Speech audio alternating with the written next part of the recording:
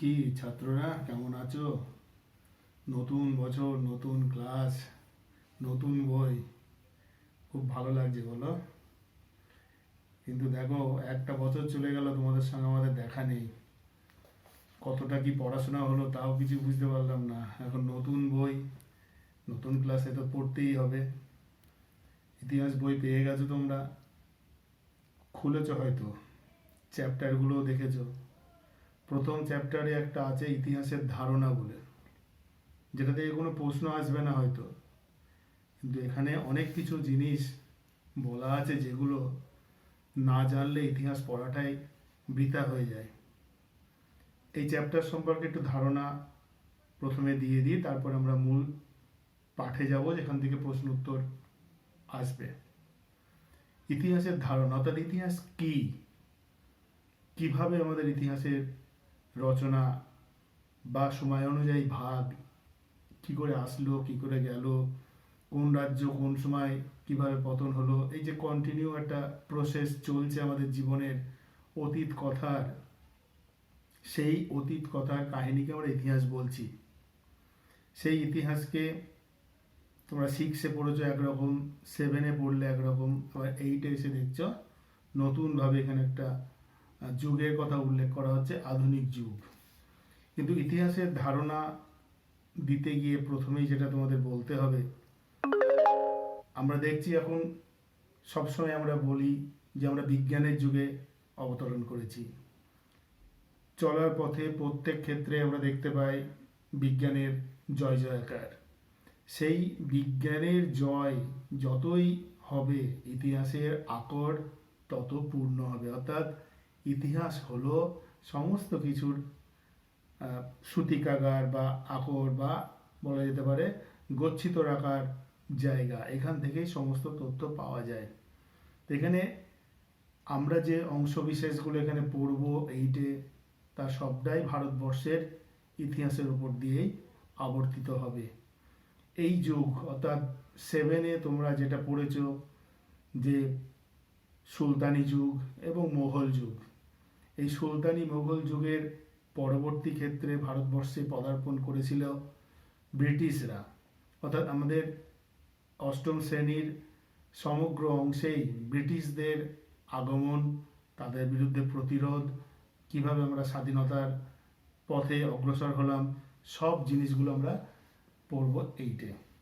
তাই ইতিহাসের ধারণা যে অংশটা এখানে তোমাদের বইতে দেওয়া আছে, দেখবে এখানে রবীন্দ্রনাথ ঠাকুর, বঙ্কিমচন্দ্র চট্টোপাধ্যায়, এই সমস্ত বিশিষ্ট লেখক বা সাহিত্যিক, কবি, এদের নাম এখানে উল্লেখ থাকবে।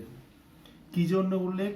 না, ইতিহাস যে বিষয়টা, যে জাতির ইতিহাস, সেই জাতির মানুষ রচনা করলে ইতিহাসের সত্যতা যতটা সামনে আসতে পারে, কোনো বিদেশি যদি সেটা করে তাহলে কিন্তু সেটা ঠিক ঠিক রচিত হতে পারে না।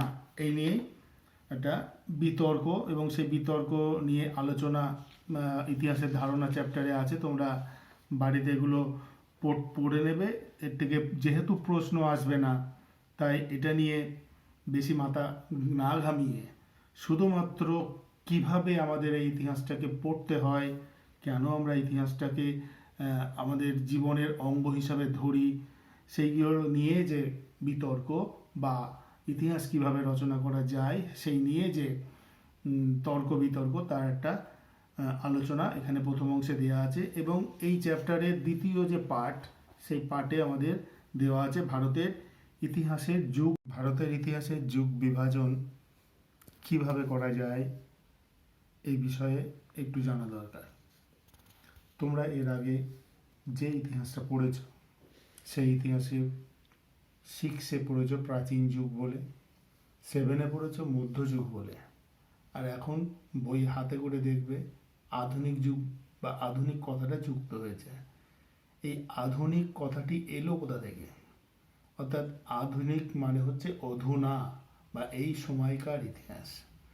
বইটা পড়তে গিয়ে আমরা যেমন এখানে পানিপথের যুদ্ধের উল্লেখ পাবো, আবার পলাশির যুদ্ধেরও উল্লেখ পাবো, আবার উল্লেখ পাবো ভারতে ব্রিটিশদের আগমন, তাদের এখান থেকে সরিয়ে দেওয়া বা তাদের বিরুদ্ধে যে স্বাধীনতার আন্দোলন সেটা, এবং পরবর্তীকালে স্বাধীন ভারতের সরকার প্রতিষ্ঠা, এবং দেখা যাবে বিংশ শতকের বিভিন্ন আন্দোলন সম্পর্কে আলোচনা এই বইতে আছে। যেহেতু আমাদের সাম্প্রতিক ইতিহাস এই বইটার মধ্যে সংকলিত হয়েছে, তাই আমরা এই সময়কে অধুনা কথা দিয়ে ব্যবহার করতে যাচ্ছি।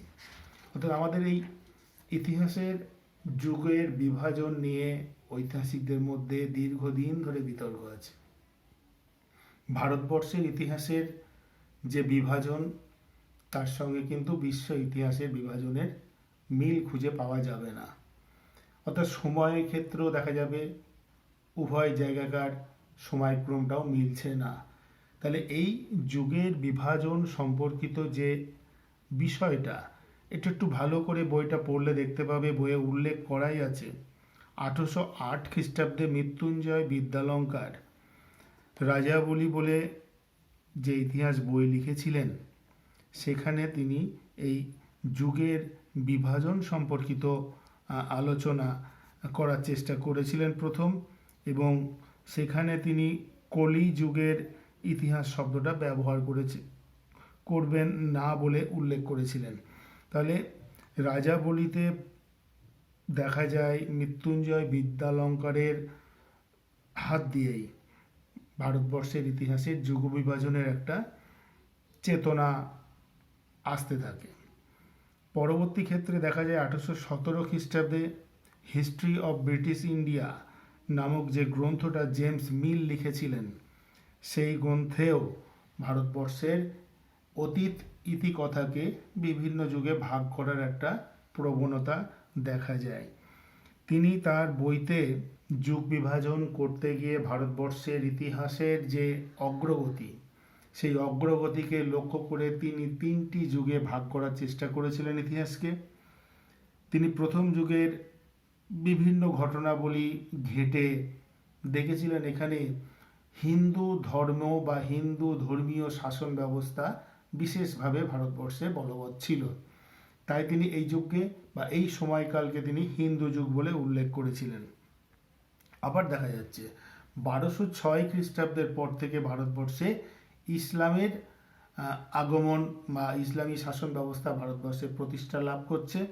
তাই জেমস মিল তার এই গ্রন্থ রচনা করতে গিয়ে ভারতবর্ষের সুলতানি আমল 1206 খ্রিস্টাব্দে যে শাসন ব্যবস্থার প্রবর্তন করে, ঠিক তার আগের মুহূর্ত তরাইনের যুদ্ধ টুদ্ধ যা সেভেনে তোমরা পড়েছ, এই সময়কালে ভারতবর্ষে যেহেতু ইসলামের আগমন ঘটেছিল, ইসলাম অর্থাৎ হজরত মোহাম্মদের প্রবর্তিত যে ধর্ম, সেই ধর্মীয় শাসন ব্যবস্থার প্রবর্তন ভারতবর্ষে হয়, এবং দেখা যায় দীর্ঘদিন ভারতবর্ষের শাসন ব্যবস্থায় সুলতানি যুগের পর মোগল যুগ আসে, মোগলদের শাসন ব্যবস্থা প্রতিষ্ঠিত হয়।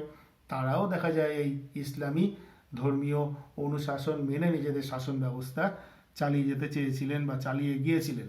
তাই জন্য তিনি এই পরবর্তী যে যুগটাকে তিনি নামকরণ করতে চেয়েছিলেন মুসলিম যুগ।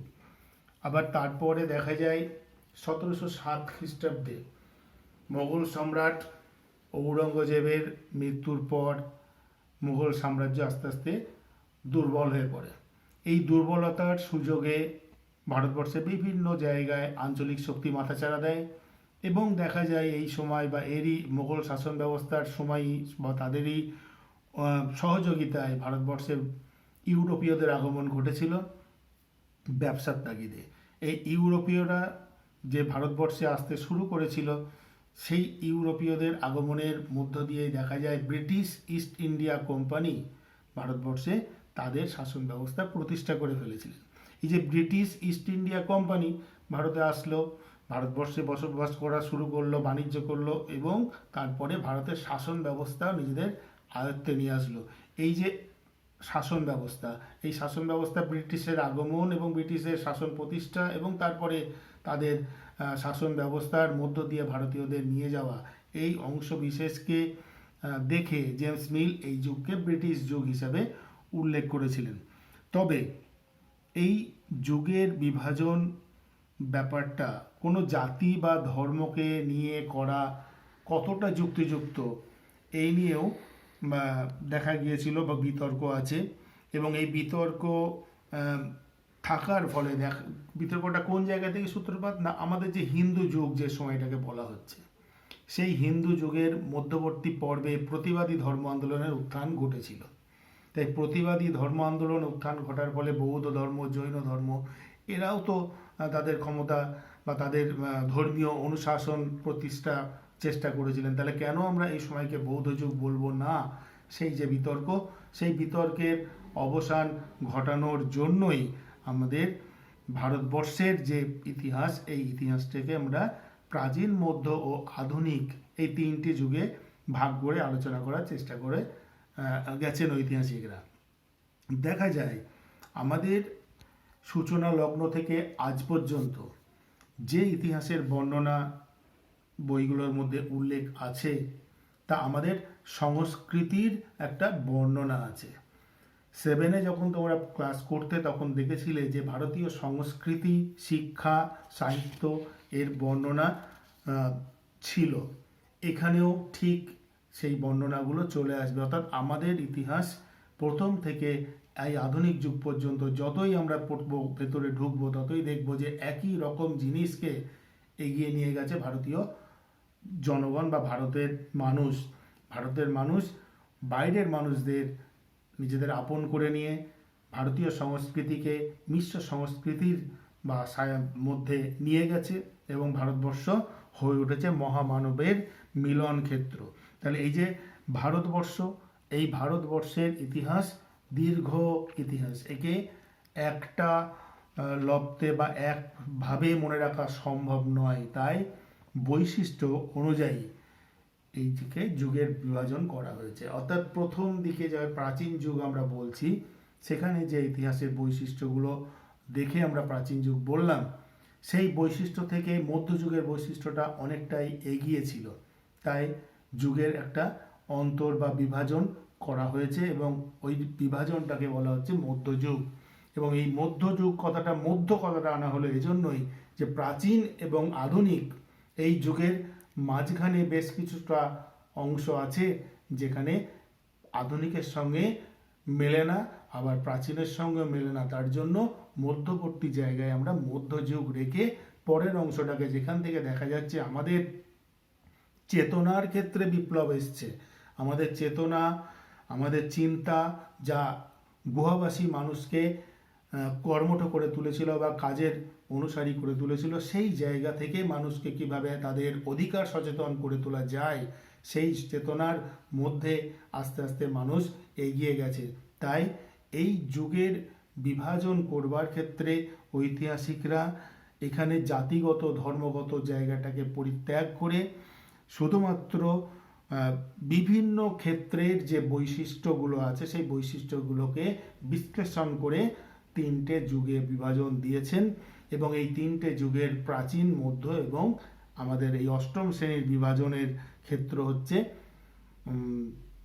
আধুনিক যুগ। তাহলে এই আধুনিক যুগ বলে যে অংশটা আমাদের এখানে পাঠ্য হিসাবে তুলে ধরা হচ্ছে, এখানে আমরা দেখব যে মুঘল সাম্রাজ্যের পতন ঘটে গেছে এবং এই মুঘল সাম্রাজ্যের পতনের পর ভারতবর্ষের বিভিন্ন অঞ্চলে যে আঞ্চলিক শক্তির উত্থান ঘটেছে, সেই আঞ্চলিক শক্তিরা নিজেদের মধ্যে লড়াইয়ে লিপ্ত হয়েছে এবং এই লড়াইকে পিছন থেকে সহযোগিতা করে ব্রিটিশরা আস্তে আস্তে ভারতবর্ষের শাসনভার নিজেদের হাতে তুলে নিয়েছে। তাহলে যুগ বিভাজন অংশবিশেষ একটু হলেও তোমরা হয়তো বুঝতে পেরেছো, আমি ধরে নিচ্ছি। এই চ্যাপ্টারের পরের অংশে আছে ভারতের আধুনিক কালের ইতিহাসের উপাদান। অর্থাৎ ইতিহাস জিনিসটা কিন্তু সংরক্ষিত আছে কোনো একটা জায়গায়, সেই সংরক্ষিত বিষয়গুলোর মধ্যে থেকে আমাদের ইতিহাসের তথ্য সমস্ত কিছু উপাদান খুঁজে বার করতে হয়। তাহলে উপাদান কি না, যে জিনিসগুলো থেকে আমাদের ধারাবাহিক একটা কাহিনী বর্ণনা করা যাবে, সেই জায়গাটাকেই বা সেই জিনিসগুলোকে এখানে উপাদান হিসাবে তুলে ধরা হচ্ছে। অর্থাৎ যে কোনো ইতিহাস রচনা করতে গেলে তার একটা প্রামাণ্য উপাদান প্রয়োজন হয়। এই প্রামাণ্য উপাদান হিসাবে এখানে কি হতে পারে তার একটা আলোচনা প্রথম চ্যাপ্টারে তোমাদের দিয়ে দেওয়া হচ্ছে। কারণ উপাদান ছাড়া কোনো ইতিহাস বর্ণনা সম্ভবপর নয়। ইতিহাস কিন্তু কোনো যুক্তিহীন কোনো ঘটনা নয়, ঘটে যাওয়া ঘটনা এবং পুরোপুরি যুক্তিযুক্ত ঘটনা, তাই এর প্রত্যেকটা ক্ষেত্রের উপাদান আমরা পাই। আগে তোমরা হয়তো জেনেছো যে উপাদানকে আমরা প্রত্নতাত্ত্বিক উপাদান আর সাহিত্যিক উপাদান এই দুই ভাগে ভাগ করে থাকি। ইতিহাস রচনার ক্ষেত্রে প্রাচীন যুগে প্রত্নতাত্ত্বিক উপাদানকে গুরুত্ব দেওয়া হতো। সাহিত্যিক উপাদানের মধ্যে অনেক সময় দেখা যাচ্ছে যে সময়কার সাহিত্য সেই সময়কার রাজবংশের সঙ্গে সাহিত্যিকের যোগসূত্র থাকার ফলে অনেক কিছু সেখানে বেশি করে রাজার সুখ্যাতি হয়তো ফুটে উঠত। কিন্তু এই ইতিহাস রচনা করবার ক্ষেত্রে সাহিত্যিক উপাদান যেমন গুরুত্বপূর্ণ, পাশাপাশি এখন একটা নতুন উপাদানের কথা তোমরা জানতে পারবে, সেটা হচ্ছে দলিল দস্তাবেজ। অর্থাৎ ব্রিটিশ শাসন ব্যবস্থা যখন ভারতবর্ষে প্রতিষ্ঠিত হয়েছে, সেই ব্রিটিশ শাসন প্রতিষ্ঠা হওয়ার পর বিভিন্ন রকম আইন প্রণয়ন করেছে।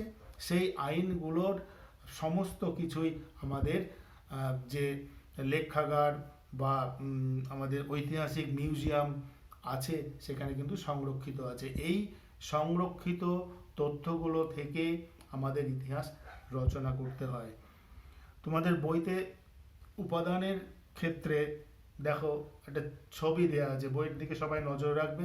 সেখানে দেখা যাচ্ছে আমাদের ভারতবর্ষের স্বাধীনতা আন্দোলনের দুই উল্লেখযোগ্য সৈনিক মহাত্মা গান্ধী এবং সুভাষচন্দ্র বসুর ছবি দেওয়া আছে।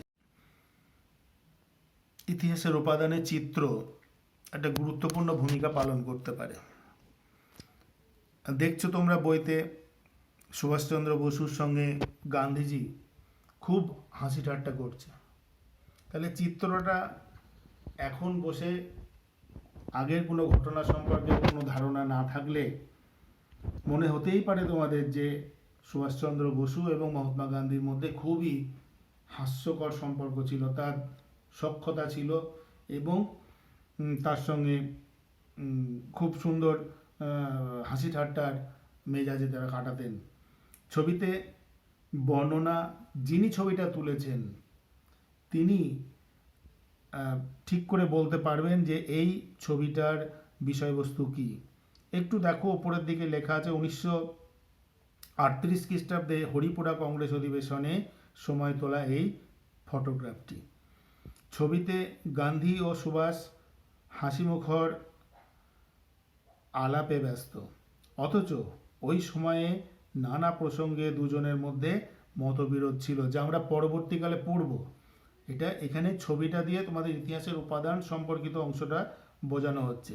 তাহলে ঘটনা কিরা জানছি কি না, হরিপুরা কংগ্রেসে গান্ধীজির সঙ্গে বিবাদ চলছে, কার না সুভাষচন্দ্র বসু, কিন্তু এখানে ছবিটাই দেখানো হচ্ছে দুজনা খুব হাসি ঠাট্টার মধ্যে আছে। তাহলে সম্পর্ক কেমন ছিল সেই সময়কার রাজনৈতিক ক্ষেত্রে, দুজনার সম্পর্ক কোন জায়গায়, কে কোথায় দাঁড়িয়ে আছে, সেটা ইতিহাসের অন্যান্য উপাদানগুলো জানার পর এই ছবিটা আমাকে বর্ণনায় নিয়ে আসতে হবে।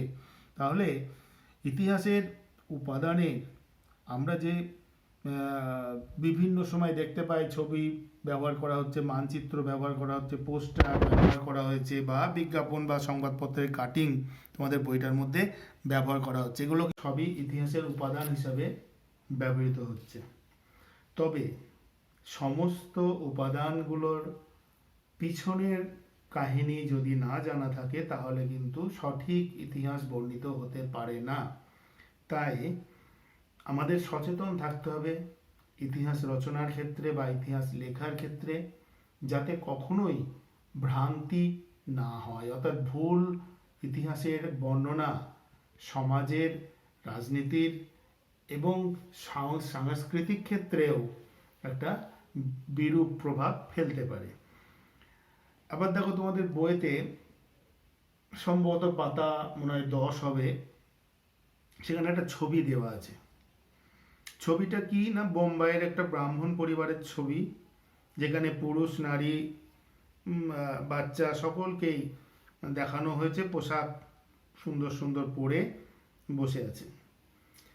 তবে ছবিটাই থেকে যেটা তোলা হচ্ছে সেই ছবি দেখে কিন্তু তাদের সমস্ত কিছু সামাজিক সাংস্কৃতিক মনোভাব বা তাদের অবস্থান এগুলো কিন্তু ছবি দেখে বর্ণনা করা সম্ভব নয়। কোনো একটা ক্ষেত্রে যদি আমি বর্ণনা করতে পারি যা কি না ওই অঞ্চলে এই ধরনের পোশাক পরিচ্ছদ পরার মানে প্রভাব মানে প্রচলন ছিল, প্রভাব নয় প্রচলন ছিল, পোশাক পরিচ্ছদ পরতো। তাহলে কেন পড়েছে, সে বড়লোক না গরিব সেই বর্ণনা কিন্তু এখান থেকে আনা যাবে না। তাহলে চিত্র আমাদের সামনে একটা উপাদান হিসাবে উঠে আসলো, কিন্তু সেই উপাদানটা কতটা যুক্তিযুক্ত সেটা কিন্তু আমাদের যথেষ্ট বুদ্ধিদীপ্তভাবে আলোচনার মধ্যে দিয়ে নিয়ে আসতে হবে। তা এই জেমস মিলের যে ইতিহাস গ্রন্থ, সেই গ্রন্থের প্রত্যেকটি ছত্রে ছত্রে ভারতবর্ষের ইতিহাস সম্পর্কিত আলোচনা আছে এবং এই আলোচনার মধ্যে দিয়ে তিনি দেখাতে চেয়েছেন যে ভারতবর্ষের মানুষ কিভাবে তাদের শিক্ষা, রাজনীতি, শাসন ব্যবস্থায় অংশগ্রহণ এবং পরবর্তী ক্ষেত্রে ব্রিটিশদের বিরুদ্ধে জাতীয়তাবাদী মানসিকতার উদ্ভব, এই ঘটনাগুলোকে তিনি পরপর সাজিয়ে ভারতবর্ষের ইতিহাসকে তুলে ধরার চেষ্টা করেছেন। তাহলে ভারতবর্ষের ইতিহাসের উপাদান বা বিশ্ব ইতিহাসের উপাদান যাই বলো না কেন, সমস্ত ক্ষেত্রেই দেখা যাবে যে উপাদানগুলো আমাদের হাতে এসে পৌঁছাচ্ছে আধুনিক যুগের ইতিহাসের উপাদান অনেক কিছু আমাদের পাওয়া যাবে। কারণ আধুনিক যুগে আমাদের ফটোকপি বা প্রিন্টিং এই সমস্ত বিষয়গুলো কিন্তু আমাদের হাতে চলে এসেছিল। কারণ ইউরোপের যে নবজাগরণ, নবম শ্রেণী থেকে তোমরা পড়বে একটু, এটা আছে, এই নবজাগরণ সমগ্র পৃথিবীকে কিন্তু আলোড়িত করে ফেলেছিল। ছাপাখানার ক্ষেত্রে জোহান গুটেনবার্গের যে আবিষ্কার, তার ফলে সমগ্র জাতি বা সমগ্র মানুষের মধ্যে একটা শিক্ষার প্রবণতা প্রতিষ্ঠিত হয়। তার ফলে মানুষের চেতনা আরও জোরদার হয়ে ওঠে এবং এই চেতনাকে সঙ্গে করে নিয়েই বিভিন্ন দেশের মানুষ সামনের দিকে এগিয়ে চলে। সেই রকম ভারতবর্ষের মানুষও তাদের জায়গাটা, যে জায়গা থেকে তাদের সূচনা হয়েছিল ভারতীয় সংস্কৃতির, সেই সংস্কৃতির বিভিন্ন ক্ষেত্রে তাদের পরিমার্জন এবং বিবর্তনের মধ্য দিয়ে আজকের এই সমাজ ব্যবস্থায় আমরা পদার্পণ করেছি। এই সামগ্রিক ইতিহাসের শেষ অংশের আলোচনা আমরা এইটে পড়ব। প্রথম চ্যাপ্টারের গুরুত্ব এখানেই যে আমাদের ইতিহাসটা কোন পথে এগোবে, সেই এগোনোর পথ সম্পর্কিত একটা সংক্ষিপ্ত আলোচনা তোমাদের সামনে আমি করলাম। যে আলোচনাটা তোমরা একটু হলেও মাথার মধ্যে ঢোকাতে পেরেছো যে ইতিহাসের যুগ বিভাজন কি বা উপাদান কি, এগুলোর প্রয়োজনীয়তা কি, এগুলো জানা থাকলে পরবর্তী ক্ষেত্রে যখন আমরা প্রশ্ন উত্তর লেখার চেষ্টা করব তখন উপাদান বা তথ্য দেওয়ার একটা দায়িত্ব নিজেদের মধ্যে তুলে ধরতে পারবে এই আশা রাখছি। বাড়িতে চ্যাপ্টারটার প্রথম অংশ অবশ্যই পড়বে, তবে ইতিহাসের ধারণা তোমাদের যা ছিল তার থেকে একটু পরিবর্তিত হবে। পরের দিন আমি দ্বিতীয় অধ্যায় পাঠ শুরু করব। বাড়িতে বই হাতের কাছে রাখবে, যখন পড়াবো তখন বই দেখার কোনো প্রয়োজন নেই, পরবর্তী ক্ষেত্রে বা আগে তোমরা বইটা দেখে নিতে পারো। আজকে পড়াতে পড়াতে আমি বেশ কয়েকবার আঞ্চলিক শক্তির কথা বলেছি। এই আঞ্চলিক শক্তি কি, কিভাবে এলো আঞ্চলিকতা, এই সমস্ত নিয়ে পরের দিন পরের ক্লাসে আলোচনা করব। ভালো থেকো, পড়াশোনা করো।